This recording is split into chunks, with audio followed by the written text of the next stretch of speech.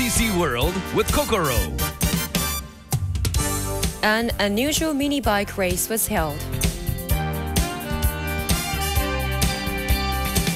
We introduce one of the few internet radio stations in Japan. This program is made possible in part by TCC Network Stations. Tokai Cable Channel. Hi everyone, this is TCC World. An unusual mini bike race was held in Takayama City, Gifu Prefecture, where traditional Japanese culture still flourishes. This is a report from Takayama Cable Network. This event, called Motorcycle Citizens Charity Endurance Race, was held by the two-wheel disaster rescue team of Takayama to raise money for charity and also to improve their riding skills. This rescue team is able to use their bikes to get to places that four-wheeled vehicles cannot when a disaster breaks out. 25 teams, or about 100 people, took part in this race, held for the third time this year. They pitted their riding skills against others on muddy, rough roads that simulated disaster conditions. There was also an opportunity for beginners to ride bikes, and time trials also took place.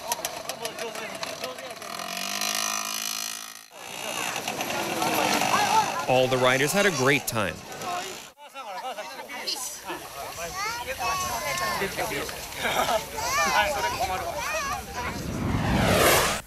There are many Shinto shrines all over Japan where different native gods are believed to dwell.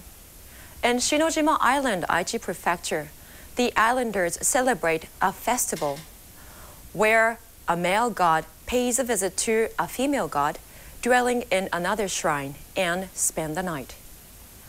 On the night, a male god goes out. All the people across the island turn off all the lights. The next day, when he comes home, all the men on the island welcome him back. This is a report from Chita Peninsula Cable Network. This is a sand beach called Naiba, close to the shrine. Men aged 42 years old are throwing sand on each other. Since ancient times in Japan, 42 has been said to be a yakudoshi, or an unlucky age for men. When men are 42 years old, evil things are supposed to happen to them. So they are putting sand on one another in order to protect themselves from evil. Meanwhile, young men on the island dance in colorful costumes. They are expecting the male god to return home.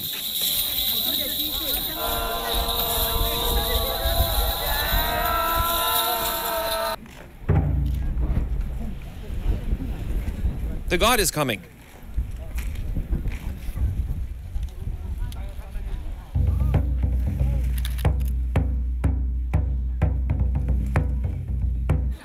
The men of unlucky age pull down the tree planted on the sandy beach. They pray that evil things won't happen to them by flinging their bodies violently on each other and carrying the tree into the sea. This solemn festival is held annually in the new year when a lot of people visit the island. Coming right up, we have a story about space proof that returned a sample of material from an asteroid in a world first. So please stay tuned.